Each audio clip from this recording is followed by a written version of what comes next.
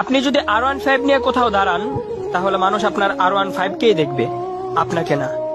কিন্তু কোনো বিশ্বসেরা ফুটবল কিংবা ক্রিকেট প্লেয়ার যদি BMW নিয়েও দাঁড়ায়, সবাই কিন্তু ওই প্লেয়ারটাকেই দেখবে, তার BMW কে না। আপনি যদি 10,000 টাকা দামের গেঞ্জি আর প্যান্ট পরেন, তাহলে মানুষ আপনার গেঞ্জি আর প্যান্টটাকেই দেখবে, আপনাকে না।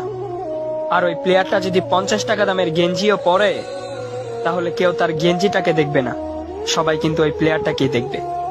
তাই আইফোন লাগবে, DSLR লাগবে, বাইক লাগবে, বাবা মাকে এত প্যারা না দিয়ে ব্র্যান্ডের পিছনে না ছুটে নিজেকে ব্র্যান্ড বানানোর চেষ্টা করুন।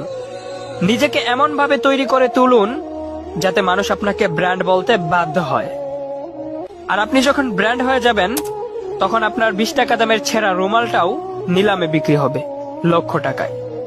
আর আপনি যখন ব্র্যান্ড হয়ে যাবেন, তখন আপনার প্রত্যেকটা জিনিসও ব্র্যান্ড হয়ে যাবে।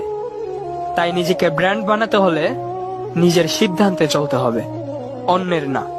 আর একটা কথা মনে রাখবেন, জ্ঞান অনেকেই দিবে, কিন্তু আল্লাহ ছাড়া সঙ্গ কেউ দিবে না।